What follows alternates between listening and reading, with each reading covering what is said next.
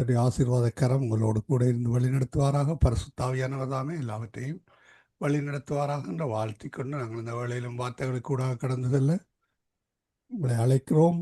சங்கமம் வானொலி டீம் சார்பிலும் என் சார்பிலும் குடும்பத்தின் சார்பிலும் பிதா குமாரன் பரிசுத்தாவியானவர் நாமத்தினாலும் வாழ்த்தி வரவேற்றுக் கொண்டு உங்களிடம் ஒப்படைக்கிறோம். பாச வழி நடத்துங்கள். ஆமென். God bless. ஆமென், ஆமென்.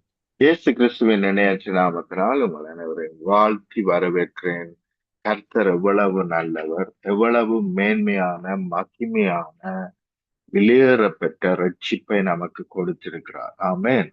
ஆகவே நாங்கள் என்றென்றைக்கும் சந்தோஷமாய் இருக்க முடியும். ஏனென்றால் வெளியேறப்பெற்ற ரட்சிப்பு எவ்வளவு மணி கொடுத்தாலும், எவ்வளவு சொத்துக்களை கொடுத்தாலும், பூமியில் இருக்கிற அவ்வளவு ஐஸ்வர்யத்தை கொடுத்தாலும் பெற்றுக்கொள்ள முடியாத மேன்மையான மகிமையான ரட்சிப்பை எங்களுக்கு இனாமாக இலவசமாக கொடுத்திருக்கிறார். ஆமென். ஜெபம் பண்ணும். அன்பின் பிதாவே, இந்த வேலைக்காக மக்கள் நன்றி செலுத்துகிறோம். உம்முடைய வார்த்தைக்கு ஸ்தோத்திரம். இந்த வார்த்தை எங்களை மேற்கொள்ளட்டும், விடுதலை ஆக்கட்டும், உயிர்ப்பிக்கட்டும், எல்லா விதத்திலும் பலிகி பெருக பண்ணட்டும். இயேசுவின் இணையற்ற நாமத்தினால் ஆமென். எடுப்போம், வாசிப்போம். ஜோஷுவா 1 அதிகாரம் 8 வசனம். கவனியுங்கள், இந்த நியாய பிரமாண புத்தகம் உன் வாயை விட்டு பிரியாதிருப்பதாக, இதில் எழுதி இருக்கிறபடியெல்லாம் நீ செய்ய கவனமாயிருக்கும்படிக்கு இரவும் பகலும் அதை தியானித்துக் கொண்டிருப்பாயா. அப்ப கவனியுங்கள், நிறைய தேவனுடைய பிள்ளைகள் நாங்கள் என்ன செய்கிறோம்? வேதத்தை பின்பற்ற வேண்டும் என்ற வாஞ்சை இருக்கிறது. வேதத்தை அநேக வேளைகளிலே பிள்ளைகள் படிக்கிறார்கள், தேவ வசனத்தை கேட்கிறார்கள்.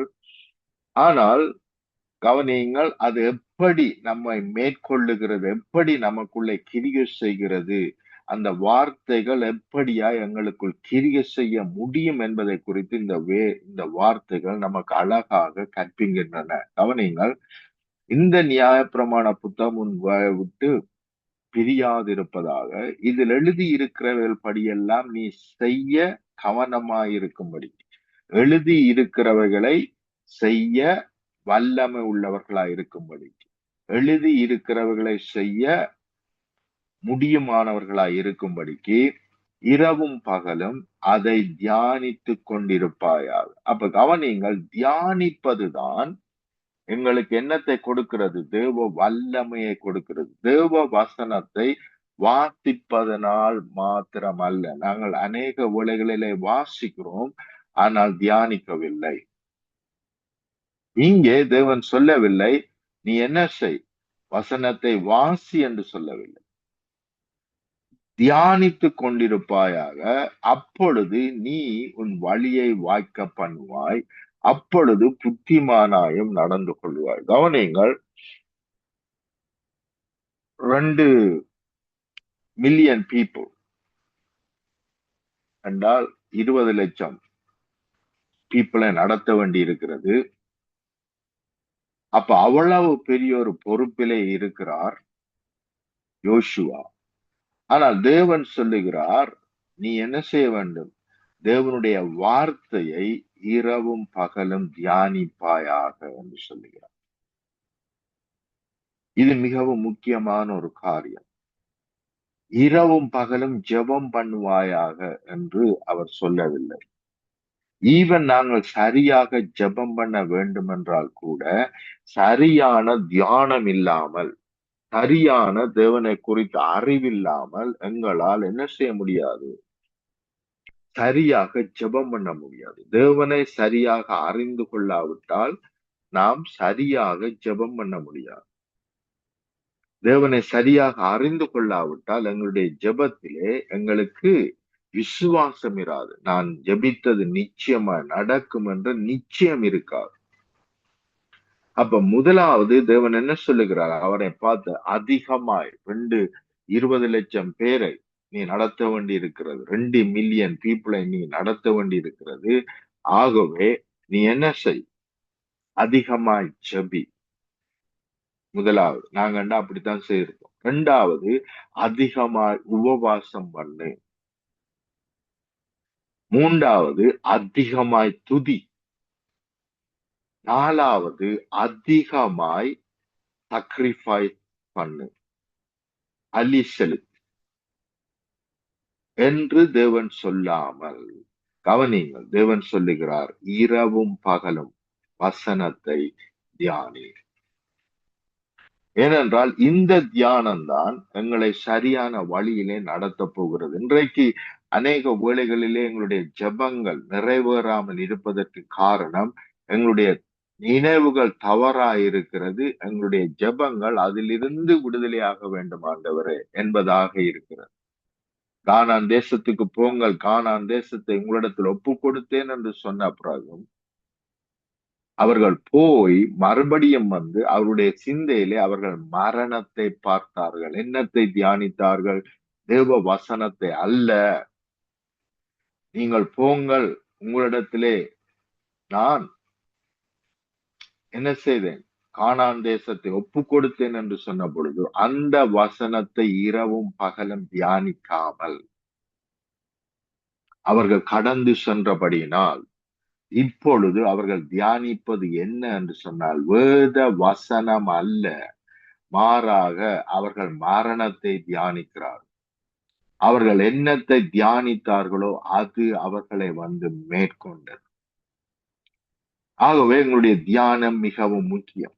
அவர்கள் பார்த்து விட்டு வந்து நாங்கள் அழிய போகிறோம், மரிக்க போகிறோம் என்று இரவிரவாய் ஜெபித்தார். அங்கேதான் முழு இரவு ஜெபம் ஆரம்பிக்கும்.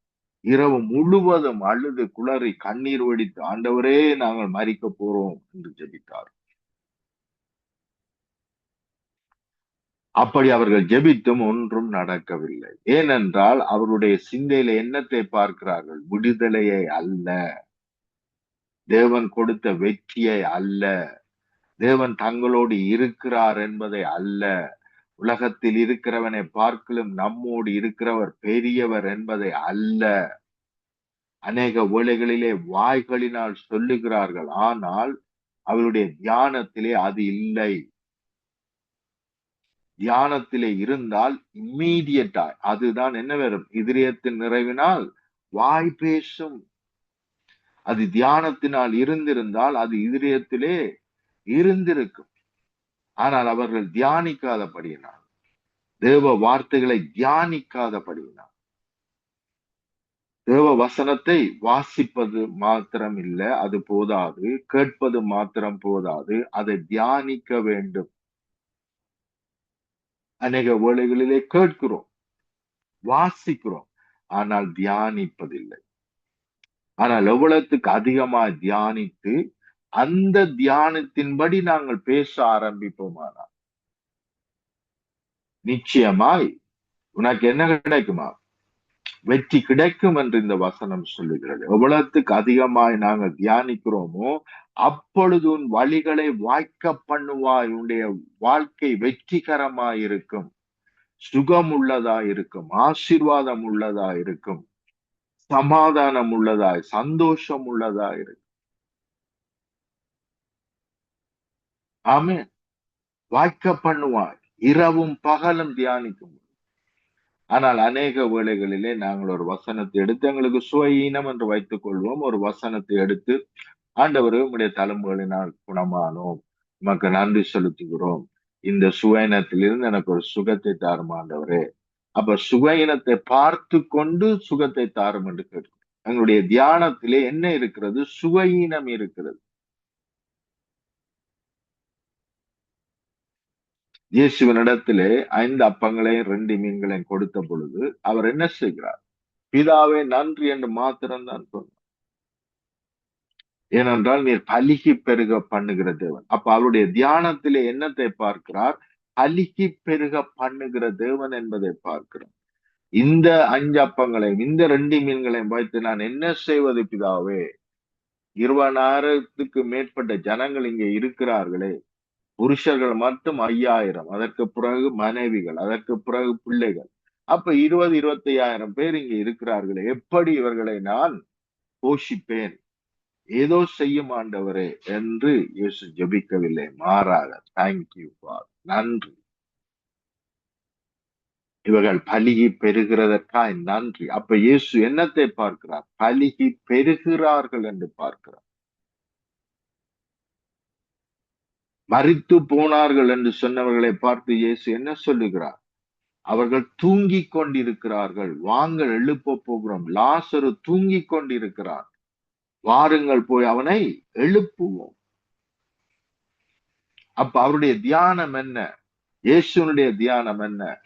அவர் மரணத்தை தியானிக்கவில்லை, பிரச்சனைகளை தியானிக்கவில்லை, போராட்டங்களை தியானிக்கவில்லை. மாறாக தேவன் எல்லாவற்றையும் நன்மையாக மேன்மையாக மாற்றி போட்டார், செய்து முடித்தார் என்பதை இயேசு பார்த்து செயல்பட்டார். அதுதான் அவருடைய தியானமாய் இருந்தது.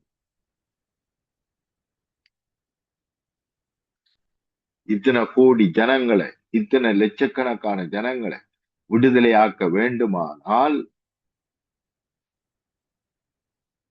முக்கியமாக தேவன் யோசுவாக்கு சொன்ன ஆலோசனை என்ன?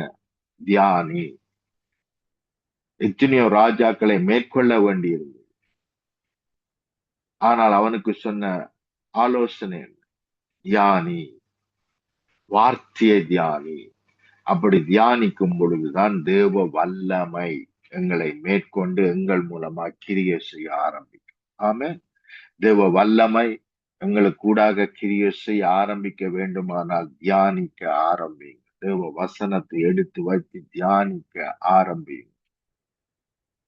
ஒரு வசனத்தை எடுத்து வைத்து அந்த வசனத்தை மறுபடியும் மறுபடியும் மறுபடியும் தியானி. ஒவ்வொரு நாளும் ஒரு வசனமோ 2 வசனமோ 3 வசனமோ எடுத்து வைத்து அதை தியானி. எவ்வளவு நேரம்? இரவு பகலாய் தியானி. உங்களால் முடிந்த வரைக்கும் அதை நினைத்து தேவனுக்கு நன்றி செலுத்துங்கள். இப்படியாய் நீர் செய்து முடித்தீர். என்னிடத்தில் இல்லை, என்னுடைய சுகையினம் இனிமேல் என்னிடத்தில் இல்லை, உம்முடைய சரீரத்தில் வந்து விட்டது. நீர் சிலுவையில உயர்த்தப்பட்டிருக்கும் பொழுது எல்லாவற்றையும் இழுத்துக் கொள்வேன் என்று சொன்னீரே, அதன்படி நீர் எல்லாவற்றையும் இழுத்துக் கொண்டீர். இப்பொழுது இந்த சுகையினம் என்னிடத்தில் இல்லை, உம்மிடத்தில் வந்து விட்டது என்பதை நீங்கள் தியானிக்க வேண்டும். அப்படி தியானித்துக் கொண்டே இருக்கும் பொழுது இரவும் பகலும் என்று சொன்னால் அட்லீஸ்ட் ஒரு நாளாவது முழுமையாக பூரணமாக அந்த வார்த்தையை பூரணமாய் காலை தொடக்கம் மாலை வரை நித்திரைக்கு போகும் வரை அதையே தியானித்துக் கொண்டு இருப்போமானால் அவைகள் நம்மை மேற்கொள்ளும். அல்லேலூயா. அப்ப தியானம் என்பது அந்த வசனத்தோடு ஒரு இணைப்பை ஏற்படுத்தி கொள்வது. அந்த வசனத்தோடு நாங்கள் இணைப்பை ஏற்படுத்தி கொண்டு விட்டோமானால் இம்மீடியட்டா எங்களுடைய வாழ்க்கையில நடக்கிறது என்ன? சமாதானம், சந்தோஷம். அவருடைய சரீரத்திலே என்னுடைய சுகையினங்கள் கடந்து சென்று விட்டது. என்னுடைய பிரச்சனைகளை அவர் ஏற்றுக்கொண்டார். அவர் மேல் நம்முடைய பாரத்தை வைக்க சொல்லிவிட்டார். ஆகவே இனிமேல் நாங்கள் சுமக்கிறதில்லை, அவர் சுமந்து தீர்க்கிறவராய் இருக்கிறார். உண்மையை சொல்ல போனா சுமந்து தீர்த்தவராய் இருக்கிறார். ஆகவே நாங்கள் விடுதலையானோம் என்பதை தியானிக்கும் பொழுது, மன கண்களிலே பார்க்கும் பொழுது இமீடியட்டாய் நமக்கு வர வேண்டியது சமாதானம், சந்தோஷம். இதை நம்புவோமானால், அவருடைய வார்த்தையை நம்புவோமானால், நாங்கள் தியானிக்கும் பொழுது இமீடியட்டா எங்களை வந்து சமாதானம், சந்தோஷம் மேற்கொள்ளும். அல்லேலூயா. ஒரு வார்த்தையை நம்புகிறேன் என்பதற்கான சைன் என்ன? அடையாளம் என்ன என்றால் சமாதானம், சந்தோஷம். அவருடைய தழும்புகளினால் குணமானேன் என்று நான் நம்பும் பொழுது எனக்குள்ள இம்மீடியட்டா வர வேண்டியது சமாதானம், சந்தோஷம். அப்படி வரவில்லை, நான் இப்பொழுதும் ஸ்ட்ரகிள் பண்ணி கொண்டிருக்கிறேன், இப்பொழுதும் ஐயோ ஆண்டவரே, பெயின் இருக்கே ஆண்டவரே, கஷ்டமா இருக்கே ஆண்டவரே என்று சொல்லிக் கொண்டு இருப்பேனானால் நான் நிச்சயமாய் என்ன செய்யவில்லை? அந்த வார்த்தையோடு இணைக்கப்படவில்லை. நான் இணைக்கப்படுவேனானால் எனக்குள்ளே பெரிதான சமாதானம், சந்தோஷம் என்னை வந்து மேற்கொள்ளுகிறதா இருக்கிறது. அல்லேலூயா.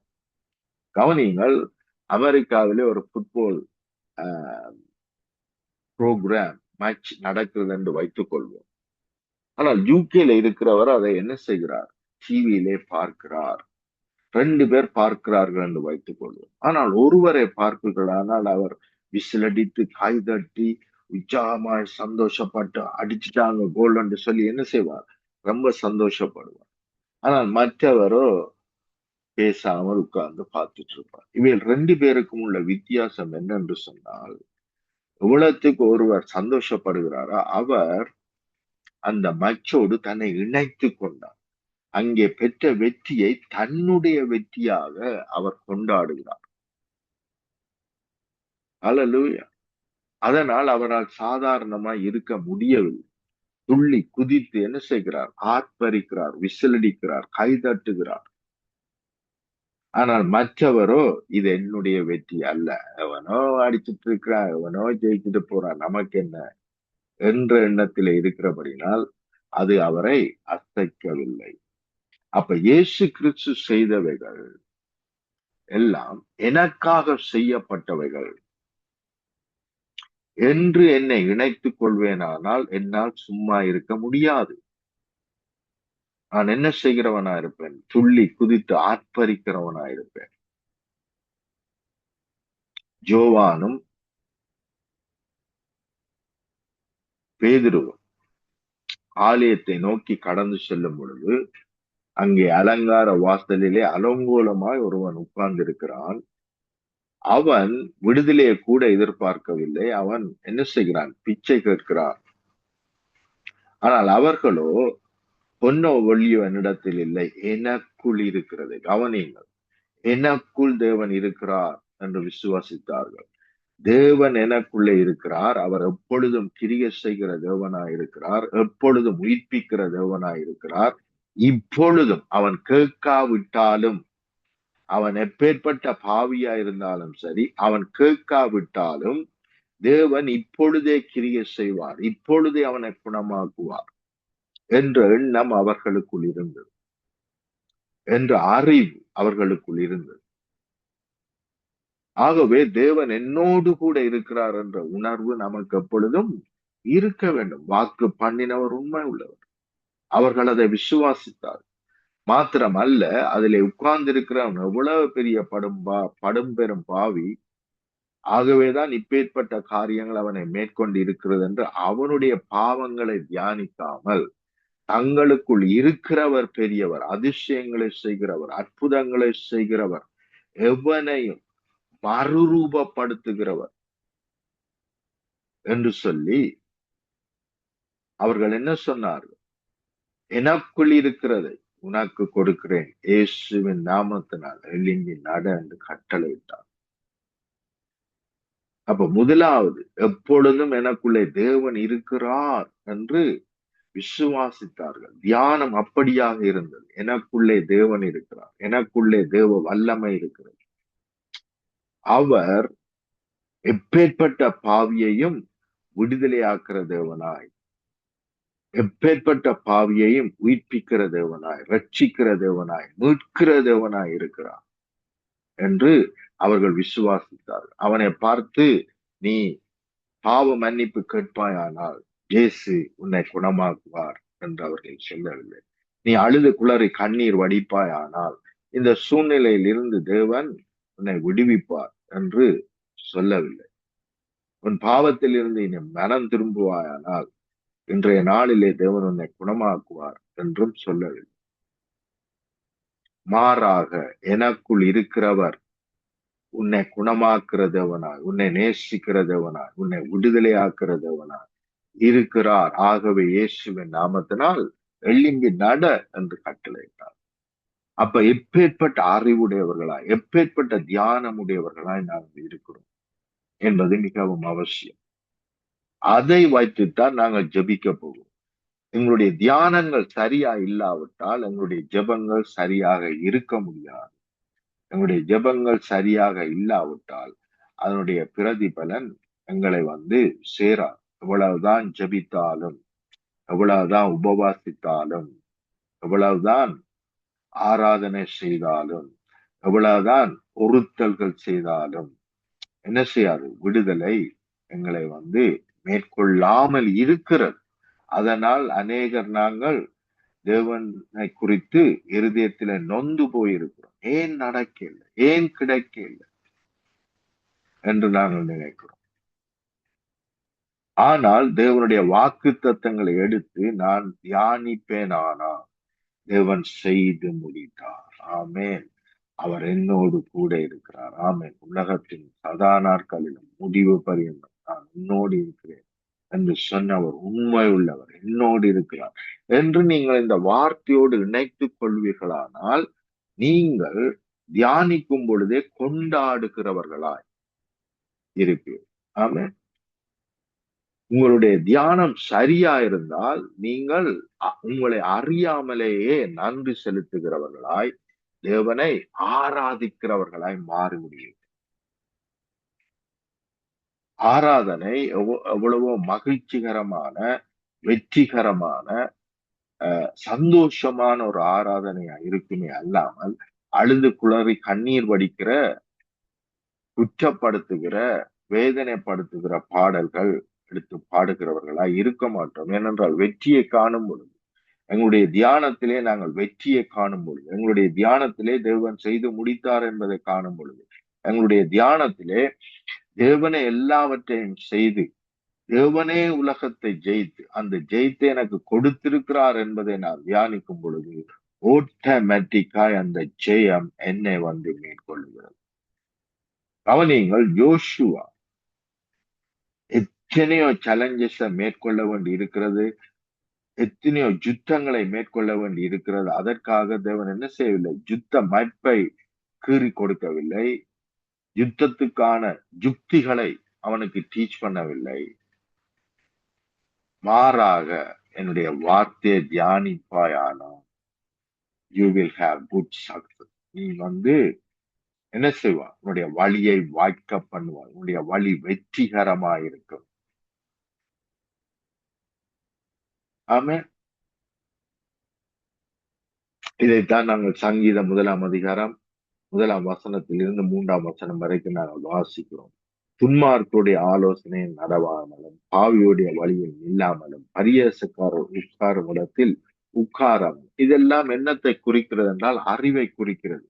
துன்மார்க்கனுடைய வழியில் நடவாமலும். அப்ப துன்மார்க்கனுடைய வழி எனக்கு ஒரு அறிவை தருகிறது. இப்படி செய்யலாம், அப்படி செய்யலாம், இப்படி செய்தால் நான் வெற்றியாவேன், இப்படி பொய் சொன்னால் நான் விரும்புகிறதை பெற்றுக்கொள்வேன். இப்படியாக என்ன செய்கிறது?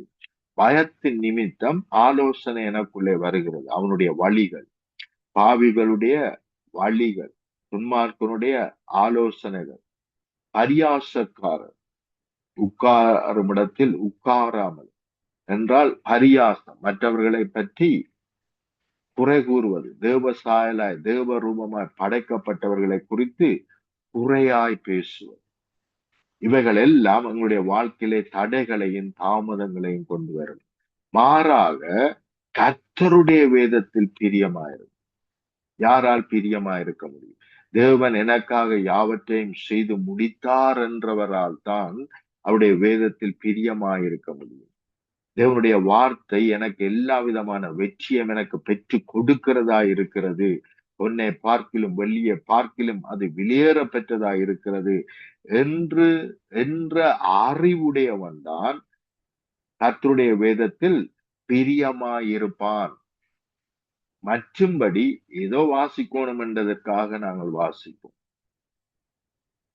ஆனால் கர்த்தருடைய வேதத்தில் ஒருவன் பிரியமாய் இருப்பானால் எனக்கு தேவையான சகல சுகமும், வெற்றியும், ஆரோக்கியமும், நீடித்த ஆயுளும், தேவனோடுள்ள உறவும் எல்லாமே இந்த வேதத்துக்கூடாகத்தான், அவருடைய வார்த்தை கூடாகத்தான் இருக்கிறது என்று நினைக்கிறவனால், நம்புகிறவனால் மாத்திரமே கர்த்தருடைய வேதத்தில் பிரியமா இருக்க முடியும்.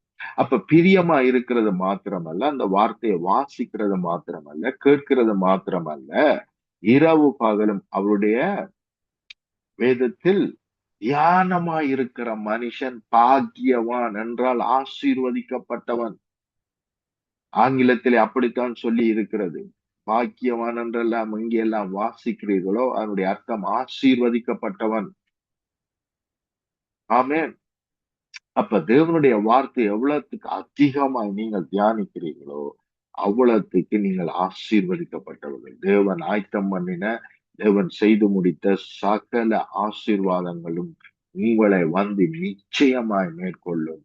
எப்பொழுதென்றால் அவருடைய வார்த்தையை தியானிக்கும் போது, இதை செய்து முடித்திருக்கிறேன், நன்றி ஆண்டவரே, உம்முடைய தழும்புகளினால் நான் ஏற்கனவே குணமாகி விட்டேன், நன்றி ஆண்டவரே, நீ சகல ஆசீர்வாதங்களினாலும் என்னை ஆசீர்வதித்திருக்கிறீர்.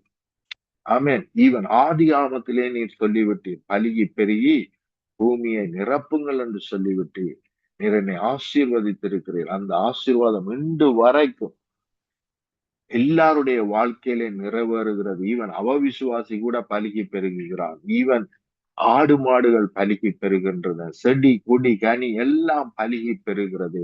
நீர் அன்று சொன்ன வார்த்தையிலே இன்று வரைக்கும் உண்மை உள்ளவரா இருக்கிறீர். அன்று சொன்னீர் பலுகி பெறுகின்ற. ஆகவே நானும் என்னுடைய குடும்பமும் என்னுடைய சபையாரும் உங்களுடைய தேசமும் நிச்சயமாய் உம்முடைய நன்மையினால் கிருபையினால் உம்முடைய ஆசீர்வாதத்தினால் சமாதானத்தினால் சந்தோஷத்தினால் சுகத்தினால் பலத்தினால் பாதுகாப்பினால் உம்மை அறிகிற அறிவினால் இன்னும் அதிகமாய் அழுகி பெருகுவோம். அல்லேலூயா. அதற்காக நன்றி. நீர் சொன்னதுதான். இதை மாற்ற யாராலும் முடியாது. எந்த பிசாசானாலும் முடியாது. எங்களுக்கு முன்பாகவே சாட்சியா இருக்கிறது. ஈவன் அவவிசுவாசிகள் அழுகி பெருகுகிறார்கள், பிள்ளைகளை பெறுகிறார்கள், நல்ல ஸ்கூல்களிலே படிக்க வைக்கிறார்கள். எல்லாருக்கும் சூரியனை தேவன் அனுப்புகிறார். எல்லாருக்கும் காற்றை கொடுத்திருக்கிறார். எல்லாருக்கும் என்ன செய்திருக்கிறார்? ஈவன் மழையை கொடுத்திருக்கிறார். இவைகள் இல்லாவிட்டால் எதுவுமே இந்த உலகத்திலே பிழைக்க முடியாது. அப்ப நல்லவர்களுக்கும் கொடுத்திருக்கிறார், தீயவர்களுக்கும் கொடுத்திருக்கிறார். அப்படிப்பட்ட தேவன் நம்மோடு இருக்கிறார். ஆகவே நாங்கள் எல்லா விதத்திலும் எல்லாவற்றாலும் பலுகி பெருகுவோம் என்ற எண்ணம் எங்களுக்கு வர வேண்டும்.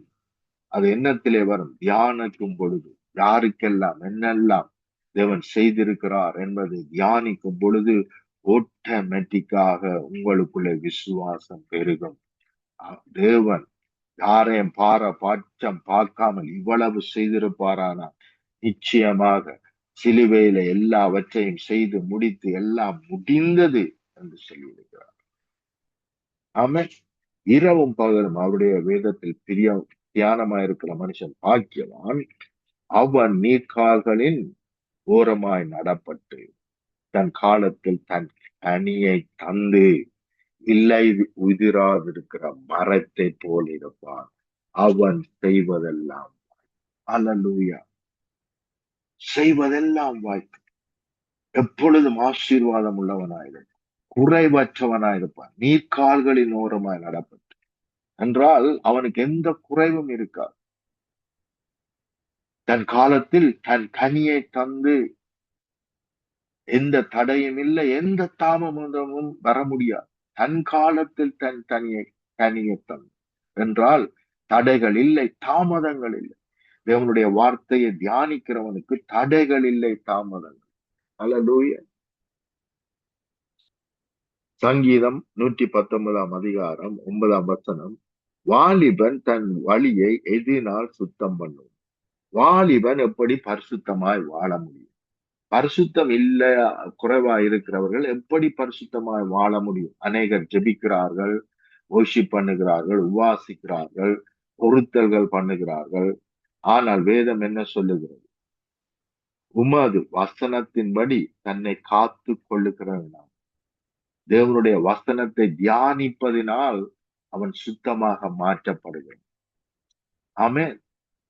நாங்கள் ஜோவானிலே வாசிக்கிறோம். இயேசு சொல்லுகிறார், என்னுடைய வசனத்தை நீங்கள் கேட்டபடியினால், அதை நம்பினபடியினால், அதை தியானிக்கிறபடியினால் இப்பொழுதே சுத்தமாய் இருக்கிறீர். அல்லேலூயா.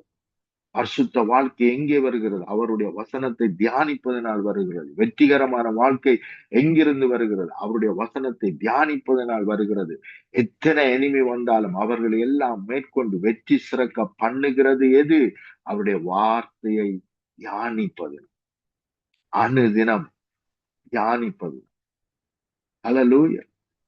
ஆகவே அவருடைய வார்த்தைகளை, வாக்குத்தத்தங்களை எடுத்து வைத்து அவை எல்லாம் உங்களுடைய வாழ்க்கையிலே நிறைவேறி விட்டது என்பதாக நாங்கள் பார்ப்போம், எங்களை இணைத்துக் கொள்வோம். அப்பொழுது அவைகள் வந்து நிச்சயமாய் நம்மை மேற்கொண்டு நம்மை வெற்றி சிறக்க பண்ணும். ஆமென். ஜெபம் பண்ணும். அன்பின் பிதாவே, இந்த வார்த்தைகளுக்காக உமக்கு நன்றி செலுத்துகிறோம். உம்முடைய வார்த்தையின்படி எங்களுடைய சிந்தைகள் மாறட்டும், எங்களுடைய தியானங்கள் மாறட்டும். ஆகவே நீர் செய்து முடித்தது, அப்பொழுது நீர் செய்து முடித்தவைகள் எங்களை வந்து மேற்கொள்ளுகிறது, அழுகி பெருக பண்ணுகிறது. தேங்க்யூ ஃபார் எல்லா நன்மையினாலும் எல்லா கிருபை வரங்களினாலும் எங்களை ஆசீர்வதித்திருக்கிறேன். ஆசீர்வாதத்தை நாங்கள் பெற்றுக்கொள்ளும்படி உண்மையே கொடுத்திருக்கிறேன்.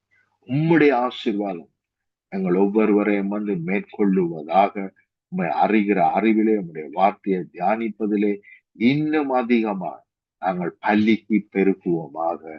இயேசுவின் எண்ணற்ற நாமத்தினால்.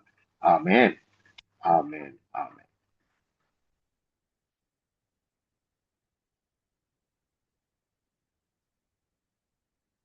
பிரதர் மைக்ரோஃபில் இருக்கா? ஒப்புவிக்கிறோம். கர்த்தருடைய வார்த்தைகளை எடுத்து வந்து விதைத்து உங்களை ஆசீர்வதிக்கிறோம். சபையையும் ஆசீர்வதிக்கிறோம். குடும்பத்தையும் ஆசீர்வதிக்கிறோம். கர்த்தரை சித்தமானால் நாளைய நாளிலே திரும்பமாக இணைவோம். கர்த்தர் வழி நடத்துவாராக. அருமையான ஊழியங்களுடன் ஊழியர் பாஸ்டர் ஆண்டனி இப்ரஹாம் அவர்கள் லண்டன் யூகேயிலிருந்து இணைந்து பிரைம் மினிஸ்டர் சார்பாக கர்த்தருடைய வார்த்தையை விதைத்திருக்கிறார். கர்த்தருடைய வார்த்தையிலே தியானமாய் இருக்கிறவன் பாக்கியவான். ஆமேன். அனுதினமும் தியானமாய் இருக்கிற மனுஷன் பாக்கியவான் என்று கூறப்பட்டபடி கர்த்தர் தாமே அந்த வார்த்தைகளுக்கு கூடாக ஊழியரையும் அவர் குடும்பத்தாரையும் ஆசீர்வதிப்பாராக. கேட்டுக்கொண்ட உங்கள் ஒவ்வொருவரையும் கர்த்தர் தாமே வார்த்தைகளுக்கு கூடாக வழி நடத்துவாராக. அனுதினமும் கர்த்தருடைய வார்த்தைகளை தியானிக்கத்தக்கதாக கர்த்தர் உதவி செய்வாராக. நன்றிகளையும் வாழ்த்துக்களையும் கூறி ஊழியரிலிருந்து விடைபெறுவோம். நன்றி pastor. God bless you. Amen, amen. Amen.